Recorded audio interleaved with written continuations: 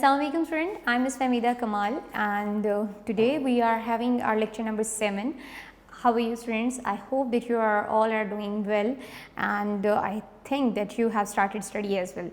Dear student, as you know that summer is getting heat जो है वो अब बढ़ती चली जा रही है. समर का भी जो है वो एक इम्पैक्ट जो हम सोचते हैं गर्मियों का वो स्टार्ट हो चुका है और मैं अल्लाह ताला मेरे तमाम स्टूडेंट्स को इस वबा से और इस गर्मी से बचाए. आप लोग अपने घरों पर रहें, सेफ़ रहें और अपनी स्टडीज़ के साथ जो है वो बहुत ज़्यादा ना अपने आप को इन टच कर लें.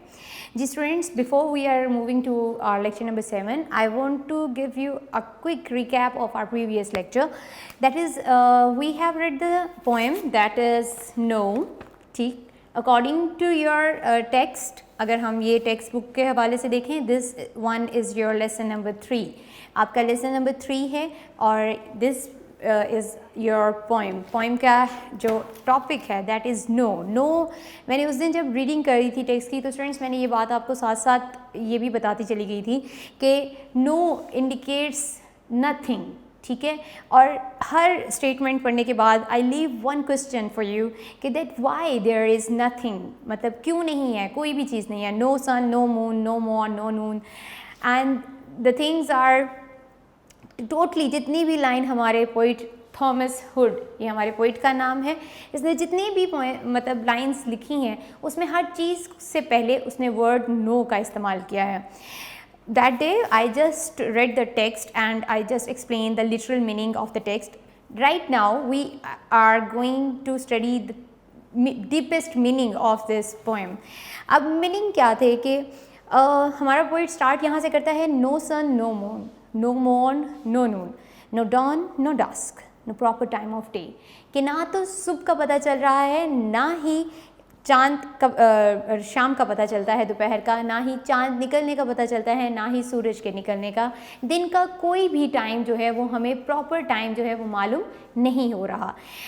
द रीज़न इज़ सारी बातों को no sky, no earthly view, no distance looking blue, no road, no streets, not other side the way, no end of any row, no indication where the crescent go. तो मतलब यहाँ तक जो हमने पढ़ा हर चीज़ को वो कहता है कि ना ही तलुए आफ्ताब का पता है, ना ही गरूब आफ्ताब का पता चलता है, ना ही आसमान नज़र आता है, ना ज़मीन का कोई हमें सतही मंज़र नज़र आ रहा है. रीज़न क्या है कि वो हर बात में नो कहे चला जा रहा है और एंड पे जब वो सारा ये पढ़ता चला जाता है और लिखता चला जाता है, एंड पे वो जाकर कहता है no fruits, no flowers, no leaves, no birds, November. So this poem, no, the word no indicates the month of November. I highlighted this month with my blue board marker क्योंकि अगर आप देखें November start with no से start हुआ. तो जो नवंबर है वो यूरोपियन कंट्रीज़ में, हमारे तो यहाँ शायद इतनी हम लोगों को, लेकिन ये एक कंपैरेटिवली एक ठंडा महीना शुरू हो जाता है, हम इसमें थोड़ी सर्दी महसूस होने लग जाती है. लेकिन कंपैरेटिवली एशिया के कंपैरिजन में देखें तो यूरोपियन कंट्रीज़ में November is a more chilly and the colder month comparatively, जो हम अपने एशिया के अगर मंथ से कंपेयर करें. तो यहाँ पर अब क्या हो गया है कि सर्दी की लहर बढ़ जाने की वजह से वहाँ पर स्नोफॉल भी स्टार्ट हो जाती है और उसकी वजह से घरों से निकलने की और वो जो एक लोगों से मिलने की एक रिवायत होती है, लोग कम हो जाते हैं. आप भी अगर देखें, हम भी जब हमारे यहाँ सर्दियों का मौसम स्टार्ट होता है तो we use to stay at home, हम कोशिश करते हैं घरों पे रहने, बाहर नहीं निकलना, ठंड लग जाएगी. And we use to wear lot of stuff over our bodies, हम बहुत सारे कैप्स पहन लेते हैं. इवन लोग तो वो ऐसे मफलर भी पहनते हैं जिनसे वो अपने फेस को हाइड कर देते हैं. तो इसी तरह से यहाँ पर जब हमारा पोइट हमारे सेकंड वाले पैराग्राफ में स्टार्ट होता है, no recognition of familiar people, no courtesies for showing them, यानी फेमिलियर पीपल यानी जिन लोगों को हम जानते भी होते हैं तो उनको हम आइडेंटिफाई नहीं कर पाते, हम पहचान ही नहीं सकते कि ये कौन है. क्यों? क्योंकि they have covered their themselves, वो इतनी अच्छे से उन्होंने अपने आप को कवर किया होता है कि उनको पहचानना उनके लिए मुश्किल हो जाता है. देन फिर उसके बाद वो कहते हैं no travelling at all, no locomotion, no inkling the way, no notion. कि ना तो ट्रैवलिंग मीन्स यहाँ पर कि ना तो हम कहीं जाने की, क्यों वहाँ पर ज़्यादा सर्दी की वजह से जो समुद्री रास्ते होते हैं वो भी फ्रोज़न हो जाते हैं, ठंडे मुंजमद हो जाते हैं, तो इसलिए बहरी सफ़र भी नहीं होता और ना ही ज़मीनी सफ़र की तरफ लोग इतना तवज्जो देते हैं। Then no inkling of the way मतलब बर्फ़ के गिरने की वजह से रास्ते बंद हो जाते हैं और कोई इशारा, कोई हिंट, एक वेग idea, I have write down here the meaning of the word inkling is a वेग आइडिया और अ हिंट, तो कोई इशारा भी नहीं मिलता कि रास्ता किस तरफ जा रहा है। तो इस वजह से नो गो बाय लैंड और ocean, no mail no post, ना ही कोई मेल आती है ना ही कोई डाक जाती है, इसी वजह से क्योंकि सर्दियों का मौसम है and they had stayed at their home. And then no news from any foreign coast, no park, no ring, no afternoon gentility, no company, no nobility. कि मतलब वो जो दोस्तों की सोबत है, लोग gentility means here कि वो जो एक courteous manner में, एक well mannered society में लोग मिलते हैं आपस में, वो जो शाइस्तगी के साथ लोगों का मिलना जुलना है वो ख़त्म हो जाता है। क्यों? क्योंकि लोग they used to stay at home. हम भी, अगर मैं हम अपने इस एशियन कंट्री ममालिक की बात करें तो सर्दियों में हम कम ही निकलते हैं। ऐसा है कि हम भी ये चाहते हैं कि नहीं बाहर नहीं निकलना, सर्दी लग जाएगी, बुखार हो जाएगा, तो ये सब चीज़ें जो हैं वो ज़्यादा हमें इफ़ेक्ट करती हैं फिज़िकली हेल्थ में। और यही बात आगे वो अपनी लास्ट 4 लाइन्स में वो यही बात कहता है, no warmth, no cheerfulness, no healthful ease, यानी कि ना तो ये फिज़िकली हमें कंफर्टेबल रहता है कि बाहर निकलें, ना ही हमारे जज्बों में, हमारे फीलिंग्स में वो गर्म जोशी होती है, ना ही वो एक जिसे कहते हैं ना एक जज्बों में हरारत, वो भी नहीं रहती, क्योंकि हम सर्दी की वजह से इतना कंपोज हो जाते हैं कि हाथ भी मिलाने से पहले हम कहते हैं नहीं ठंडे हाथ हैं, हाथ नहीं मिलाना। तो similar case happens here, no comfortable feel in any member, no shade, no shine, no butterflies, no bees. तो यानी वो कहते हैं न सिर्फ इंसान बल्कि दूसरे लिविंग क्रीचर भी आपको नज़र नहीं आते। सर्दी की वजह से ये सारे जो लिविंग क्रीचर्स हैं ये भी आपको नज़र नहीं आएंगे नवंबर के मंथ में। No fruits, no flowers, no leaves, no birds. Students, एक और चीज़, विंटर में हम देखते हैं कंपैरेटिवली जो ट्रीज़ होते हैं उनके लीव्स शेड होना शुरू हो जाते हैं, पत्ते गिर जाते हैं, वो एक ख़ज़ां का मौसम जो होता है वो भी बहुत ज़्यादा मतलब हमें यहाँ पर हमारा पोइट जो है वो बहुत इस चीज़ से इफ़ेक्ट हो रहा है कि जब आ जाता है सर्दी का मौसम तो कोई भी चीज़ हमें नज़र नहीं आती, because this is the month of नवंबर का महीना शुरू होने की वजह से वहाँ पर अब कोई भी चीज़ नहीं नज़र आ रही। So this was all about the text and its critical meaning. Now come to the art poet's name, that is the Thomas Hood. Thomas Hood, बेटा मैंने आपको बताया था कि पेपर के पॉइंट ऑफ व्यू से आपको पोइट का नाम याद रखना बहुत ज़रूरी है, क्योंकि जब आप पेपर में इस पोएम की समरी, फॉर एग्जांपल आपको पेपर में नो पोएम की समरी लिखने के लिए आ जाती है, you have to write the name of the poet as well. आपकी बल्कि if you notice in your notes page number 7 है आपके इंग्लिश नोट्स में, तो हमारी फर्स्ट लाइन जो होती है ना वही ये होती है, this poem has been written by, तो पोइट का नाम होता है। तो here this poem no is written by Thomas Hood, ये पोइट का नाम है। His time era is 1799 to 1845। Come to page number 15 in your textbook. अपनी टेक्स्ट बुक के पेज नंबर 15 पर देखें, अबाउट द पोइट यहाँ पर लिखा हुआ है। You can read it by your own self, but I will read it for you. Thomas Hood, 1799 to 1845, was the son of a London bookseller. London bookseller का ये बेटा था। At a young age ही became apprentice to an engraver. Apprentice कहते हैं बेटा जी जो किसी हाथ की महारत या जो एक फ़न होता है उसको सीखने वाला शागिर्द।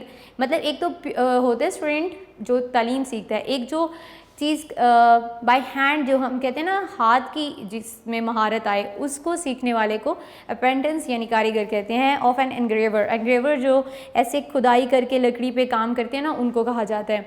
But when he became quite ill he left that job and turn to writing. और वो उसकी वजह से, क्योंकि वो उसकी स्निफिंग की वजह से वो बीमार हो गया और उसने फिर ये काम छोड़कर वो लिखने की तरफ आ गया। इन 1815 he became a journalist and work in डंडी, स्कॉटलैंड। तो उसने एक जर्नलिस्ट के तौर पे काम करना शुरू किया। Later he became the sub editor of the London magazine. ये उसके लाइफ वर्क में अगर आप गूगल भी करेंगे तो आपको पता चलेगा ये this is the most remarkable work that he has been working as a sub editor in London magazine के लिए इसने बहुत सारा काम किया था. He was known in his lifetime for his comic verses. Comic verses, what are the comic verses actually? Comic verses किसको कहते हैं? कॉमिक, अगर वर्ड को ही आप देखो तो इट मीन्स कि समथिंग बिलोंग्स टू फन, मतलब कुछ ह्यूमरस, कुछ मज़ा से रिलेटेड. तो उसके ज़्यादातर जो उसकी पोइट्री है, जो उसके वर्सेस मीन्स अशार हैं, वो ज़्यादातर किससे रिलेटेड है? मज़ा से. यानी उसने लाइट मैनर में लिखा है for sake of people enjoyment. तो ज़्यादातर उसके लिखने का पर्पज़ ये था. But it is his most serious poetry that is remember today. यानी आज जो हमने नो पोइम पढ़ी है, it is one of his serious poem, कि ये उसका काम करने का अंदाज़, जो एक्चुअली भी उसका एक अंदाज़ था कॉमिक वर्सेस लिखने का, कंपैरिजन में ये उसके काम के कॉन्ट्राडिक्टरी ये उसका काम है कि ये उसकी आदत के मुख्तलिफ है, बरअक्स है जी. तो थॉमस हुड के बारे में आपको पता चला है. Now come to the main points of the poem. अब इसको हम जल्दी से रैप अप करते हैं जो हमने टेक्स्ट को पढ़ा है. No, this word indicates the month of November. November, जैसे कि मैंने आपको यहाँ पे भी हाईलाइट करके बताया कि नो, NO, नो से देन VEMBER, नवंबर. तो नवंबर के नो को उसने काफ़ी इफ़ेक्टिवली और बहुत ही ह्यूमरस वे में मतलब इसको यूज़ किया है. Rather our book is showing that this is his most serious work. लेकिन हमें इसको पढ़ने में बहुत मज़ा आया क्योंकि हर चीज़ से पहले नो, मतलब अगर आप एक्चुअल ऑब्ज़र्व करो, आपकी ऑब्जर्वेशन के अकॉर्डिंग अगर आप देखो तो हकीकत में नहीं नज़र आते. ठीक है, सर्दियों में हमें टाइम का पता नहीं चलता, इतनी जल्दी टाइम गुजर जाता है. देन विंटर सीजन से बिलोंग करता है, तो इसलिए ये नवंबर का month. Then no moon, no sunlight, कि ना तो चांद नज़र आता है ना ही सूरज की रोशनी का पता चलता है. No people in the parks, के पार्क्स में लोग भी नज़र नहीं आ रहे. Streets are empty. No mail, no birds, no living creature as I have told you. Then he uses the good sense of humour, कि उसका सेंस ऑफ ह्यूमर बहुत अच्छे तरीके से और बहुत इफेक्टिव तरीके से उसने इस पोइम में यूज़ किया है. ओके जी, this is all about our text. Now move on to our English notes, that is unique English notes for class 7. Come to page number 6. Students, if you have your English notes with you, open it right now. आप अपने हमारे इस lecture के साथ ही खोल लिया करें, क्योंकि जब हम आपके लिए मैं पढ़ूंगी तो आपके लिए कन्वीनियंट होगा. एक एक MCQs को स्टेप बाय स्टेप मैं आपके लिए एक्सप्लेन भी करती जाऊंगी और आप इसकी अंडरस्टैंडिंग भी आपकी डेवलप होती चली जाएगी. ओके जी, the statement is choose the correct answer. यानी 4 ऑप्शंस आर हियर. आपको मालूम है ऑलरेडी आपकी बुक में राइट ऑप्शन जो है वो बोल्ड हो चुका हुआ है, तो बोल्ड को ऑलरेडी आपको याद करने में इसका कोई प्रॉब्लम नहीं होगा. The first MCQs is the poet of the poem no is. इस पोइम यानी नो का पोइट कौन है? तो I have written his name as well here, Thomas Hood. वैसे 4 ऑप्शंस हैं यहाँ पर. एनसवेल, ऑप्शन B है Thomas Hood, option C is Nina बेवर्ड and option D is Wordsworth. तो यहाँ पर जो आपका राइट ऑप्शन है वो ऑलरेडी बोल्ड फॉर्म में है और आपको याद भी ये करना है. The poet name is Thomas Hood. Come to the second MCQs. The word no indicates the month of. The word no indicates the month of November. अगर आप देखें 4 ऑप्शंस हैं. December starts with DE, November starts with NO, no. But the January is start with J and the September is started with the S and E. So our word in no indicates the month of November. Okay, come to the MCQs number 3. Roads refer to. Roads किस चीज़ को refer कर रही है? इस poem में roads refer कर रही हैं. ऑप्शंस 4 हैं. A people, B house, C street, D fruit. The right option is street, क्योंकि रोड एंड स्ट्रीट्स कंपैरेटिवली अगर देखा जाए दोनों के मीनिंग सेम ही होते हैं, तो ये यहाँ पे इसको रेफर कर रही है. Number 4, living creature in the poem is. I have written all over my board as well. No birds, no living creature, यानी no butterfly, no bees, no birds, no flower, no fruits. तो फिर यहाँ पर 4 options हैं. Distance, B dusk, C crescent, D butterfly. So living creature in the poem is butterfly. Come to MCQs number 5. Gentility refers to, it means कि gentility किस चीज़ को refer करिए, यानी क्या मतलब है इसका। 4 ऑप्शंस हैं। फर्स्ट ऑप्शन जो आपका है टू मीट पीपल पोलाइटली, यानी शाइस्तगी से लोगों से मिलना, अच्छे तरीके से लोगों से मिलना। जेंटैलिटी का मतलब भी एक्चुअली यही है। तो आपका ऑप्शन ए जो है वो आपका राइट ऑप्शन है। वैसे मैं बाकी के 3 भी पढ़ देती हूँ। बी ऑप्शन है टू मीट पीपल हार्शली, यानी बदतमीज़ी से, रूड होकर लोगों से मिलना। No. To behave with people rudely, यानी बुरे तरीके से लोगों से मिलना, रूड होकर मिलना, मतलब अकड़ के इस तरह से। टू मीट पीपल एरोगेंटली, मगरूर होकर लोगों से मिलना। तो राइट ऑप्शन इज जेंटैलिटी का जो refers to meet people politely, कि आप जो लोगों से अच्छे तरीके से मिलते हैं। Come to MCQs number 6, what does humour means, humour का क्या मतलब है। Comic, yes comic. इसका ह्यूमर का मतलब ही मज़ा, कॉमिक का मतलब ही वो जिससे आप हंसे, मज़ाहिया, इसी तरह से। सो 4 ऑप्शन हैं, comic, sad, polite, harsh. So right option is comic. Come to MCQs number 7, the earth's only natural satellite is, यानी ज़मीन का कुदरती जो सैटेलाइट है वो कौन सा है। 4 ऑप्शन है, स्टार, मून, सन, स्काई। ओके स्टूडेंट्स, यहाँ पर आप सोचोगे शायद ये हमारा साइंस का कोई MCQs है जो यहाँ पर दे दिया गया है। नो, ऐसा नहीं है। Let me explain something more about your text book. कुछ कभी कभी हमारे दिमाग में ये बात भी आ जाती है, many of you have this question in your mind that हमें ये बुक वर्क नहीं करवाया जाता। लाइक ये एक्सरसाइजेज जो हमें दिए गए हैं, मतलब ए एक्सरसाइज है understanding about the poem, B है वर्किंग विद वर्ड्स, सी है लर्निंग अबाउट लैंग्वेज। तो ये तो हमें करवाई नहीं जाती। Students, I want to make it clear to you कि आपका ये जो बुक वर्क है ये थॉरली डिज़ाइन आपके MCQs में किया गया है, यानी ये जो MCQs आपके बनाए गए हैं वो आपके इसी बुक वर्क से बिलोंग करते हैं। चलिए, ये जो मैंने अभी MCQs नंबर 7 आपके लिए रीड किया है, यहाँ से मैं चंद एक एग्जाम्पल्स और आपके लिए पढ़ देती हूँ। यहाँ पर अगर आप अपने टेक्स्ट बुक पे देखें, पेज नंबर 16 है। पेज नंबर 16 पे बी एक्सरसाइज है वर्किंग विद वर्ड्स में। Find words in the poem which may be described in the following वे, कि पोएम में उन वर्ड्स को तलाश कीजिए जो इस तरह से, यानी उनको डिस्क्राइब करके उनके मीनिंग यहाँ पे लिखे गए हैं। पहला बताया है the star at the centre of the solar system, यानी अगर आप बुक पे ही नोटिफाई करो तो यहाँ पर वो कहते हैं कि सोलर सिस्टम का जो सेंटर है वो कौन सा स्टार है, सन। यस, सन जो है वो सोलर सिस्टम का सेंटर स्टार है, यानी उसके सेंटर में है। ठीक है,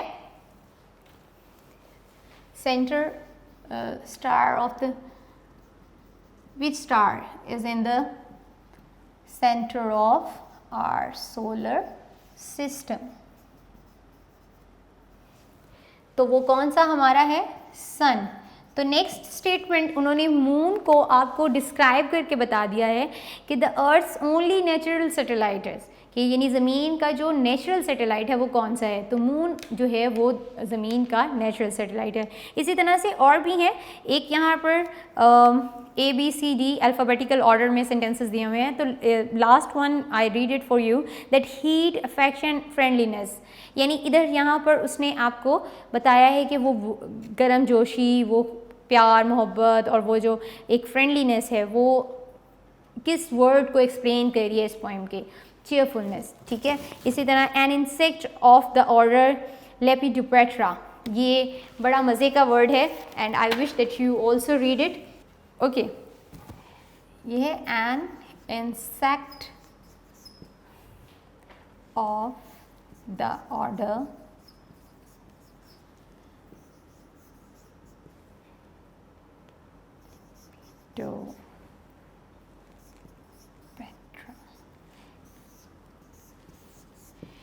यानी एक ऐसा इंसेक्ट जो किसके ऑर्डर से है, लेपिडोप्टेरा। ये एक उन्होंने एक्सप्लेन किया है कि किस वर्ड को आपके पोएम में जो डिफरेंट वर्ड्स दिए गए हैं ये मीनिंग किस को रिलेट करता है, किसको डिस्क्राइब कर रहा है, किस वर्ड को। लेपिडोप्टेरा एक्चुअली में ये काइंड्स होती हैं उन इंसेक्ट्स की जिसमें मॉथ्स और ये बटरफ्लाइज ये इसके अंदर आती हैं, इसकी कैटेगरी में। तो lepidoptera actually explaining the word butterfly. ठीक है, तो ये आपके बटरफ्लाई को एक्चुअली एक्सप्लेन कर रहा है। तो स्टूडेंट्स ये मैंने आपको इसलिए ज़्यादा क्लियर किया है कि आपको ये भी पता चल जाए कि आपका बुक वर्क जो है वो आपके MCQs में डिज़ाइन किया गया है। Okay ji, after reading MCQs number 7, the Earth's only natural satellite is Moon, come to MCQs number 8, that is singular pronoun is. Students, you have pretty good knowledge about the pronoun. Pronoun क्या होते हैं? What are the pronouns?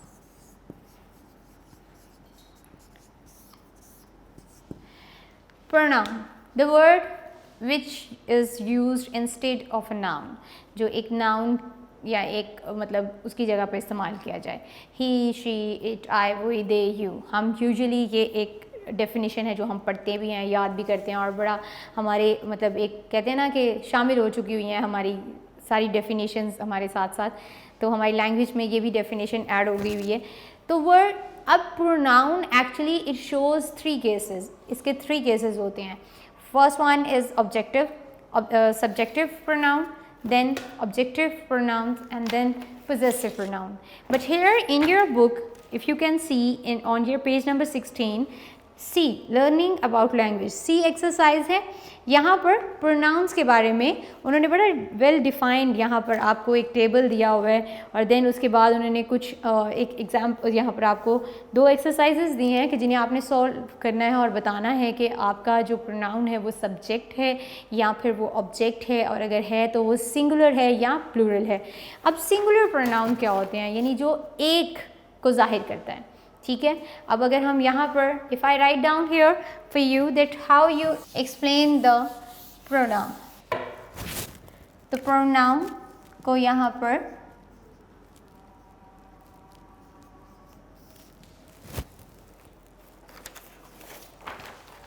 ठीक, एक तो है object pronoun, दूसरे subject pronoun. उसके बाद आपने बताना है क्या वो सिंगुलर कौन से हैं उनमें से और उनमें से प्लूरल प्रोनाउन कौन से हैं। स्टूडेंट्स एक चीज़ और यहाँ पर मैं आपको बताती चलूँ, हमने अभी टेंसेस के जो हमारे लेक्चर गुजरे हैं उन सेशंस में भी मैंने आपको बताया था कि प्रोनाउन जब हम यूज़ करते हैं तो सब्जेक्ट बीइंग अ सब्जेक्ट जब हम उनको यूज़ करते हैं तो उनके अकॉर्डिंग हम अपने वर्ब के साथ एस और एस का भी इजाफा करते हैं। ये मैंने आपको प्रेजेंट इंडेफिनिट जो भी रिसेंटली हमने करवाया उसको रिलेट कर रही हूँ आपके यहाँ पर। तो यहाँ पर आपके पहले इसमें सिंगुलर में लिखे हुए हैं I, you, he, she. Okay student, now I would like to explain pronoun subject and object, यानी सब्जेक्ट प्रोनाउन कौन से हैं और ऑब्जेक्ट प्रोनाउन कौन से हैं। पहले तो हम ये क्लियर कर लें कि सिंगुलर और प्लूरल को। सिंगुलर वो जो एक वाहिद को शो करेगा, वो प्रोनाउन सब्जेक्ट में आई, यू, ही, शी, इट। आई मैं, यू तुम, ही वो बॉय के लिए इस्तेमाल करेंगे, शी वो या ये लड़की के लिए, इट एक मतलब जो चीज़ें होती हैं उनके लिए। देन वी हम, दे वो ज़्यादा, यू तुम ज़्यादा। यानी यू मैंने उस दिन भी आपको बताया था स्टूडेंट कि यू एक एक्चुअली में सेकंड पर्सन होता है, ये सिंगुलर भी और प्लूरल भी एट अ टाइम, ये दोनों ही केसेस में। सिंगुलर भी के तौर पे भी आप अगर सामने वाला आपका सुनने वाला एक है तो वो सिंगुलर है, अगर सुनने वाले ज़्यादा हैं तो वो यू प्लूरल है। तो ये एक सेकेंड पर्सन में, इसलिए यू के लिए हम दोनों ही जगहों पर इसको इस्तेमाल करते हैं। अब इनके ऑब्जेक्ट केसेस यानी प्रोनाउन का ऑब्जेक्टिव केस क्या होता है कि प्रोनाउन जब ऑब्जेक्ट में यानी जो पैसिव वॉइस के हवाले से अगर ये हम देखें तो ये ज़्यादा इंपॉर्टेंट होते हैं। मी, आई का ऑब्जेक्ट प्रोनाउन होगा मी, यू का यू, ही का हिम, शी हर, इट का इट। देन वी का जो प्रोनाउन ऑब्जेक्ट प्रोनाउन है वो है अस, दे का देम, यू का यू। यानी ये इनके सब्जेक्ट और ऑब्जेक्ट केसेस हैं। Singular I, you, he, she, it और प्लूरल वी, दे, यू है। इसके बाद इसको ज़्यादा और जो है उन्होंने अपने पेज नंबर 17 पर यहाँ पर अगर आप देखें तो इधर उन्होंने कुछ एक्सरसाइजेस दिए हुए हैं कि उनमें आपने इनको बताना है कि आपका जो है वो सब्जेक्ट है तो वो कौन सा सब्जेक्ट है, सिंगुलर है या प्लूरल है। देन जो दो प्रोनाउन एक सेंटेंस में यूज़ किए गए हैं उनमें से उसका सब्जेक्ट प्रोनाउन कौन सा है और उसका ऑब्जेक्ट प्रोनाउन कौन सा है। एक तो सिंगुलर और प्लूरल बताने हैं और दूसरा आपने, यहाँ पर मैं फिर भी आपके लिए एक एग्जाम्पल को रीड कर देती हूँ। They selected the workers, here he selected the workers. और ये तो एग्जाम्पल ऑलरेडी यहाँ पर सॉल्व है। इसके कंपैरिजन में उन्होंने नीचे 4 अल्फ़ाबेटिकल ऑर्डर में यहाँ पर सेंटेंसेस दिए हैं। ए है they wanted to help the villagers, they. अब हमारा पहले तो हमने आइडेंटिफाई कर लिया कि हमारा प्रोनाउन है दे, अब वो दे प्लूरल है तो आप एक छोटे से एक एक्सरसाइज ये करें कि जैसा ये सेंटेंस लिखा हुआ है, they wanted to help the villagers. So this one is our pronoun. When we identify our pronoun, so it will become easier कि अब हम बताएंगे ये हमारा कौन सा है, प्लूरल। तो ये आपका प्लूरल का मैंने पी लिख दिया। अब ये सब्जेक्ट है या ऑब्जेक्ट है, so this one is your subject, तो ये आपका प्लूरल सब्जेक्ट है। इस तरह से आप ये पूरी एक्सरसाइज भी अपनी, अगर if you want to do, तो एक टास्क समझ लें, एक असाइनमेंट समझ लें कि आप इसको अपनी बुक पर सॉल्व करें। इस तरह से आपको ज़्यादा अच्छे से अंडरस्टैंडिंग हो जाएगी इसके बारे में। और when we are going to do our tenses, तो फिर जैसे जैसे हम अपने करते जा रहे होंगे तो आपको ये भी समझ आता जा रहा होगा कि हमने सब्जेक्ट को कैसे आइडेंटिफाई करना है। ओके जी, let's come to our MCQs again. हम MCQs नंबर 8 पे थे। Singular pronoun is, singular pronoun अब आपको बहुत अच्छे से आइडिया हो चुका होगा सिंगुलर प्रोनाउन कौन से हैं आपके। So I, we, they, you, I is the right option. Okay students, 8 MCQs मैंने आज के लेक्चर में आपको एक्सप्लेन किए हैं। इंशाल्लाह in my next lecture I will explain the next all MCQs and the summary as well. Take care. Allah Hafiz.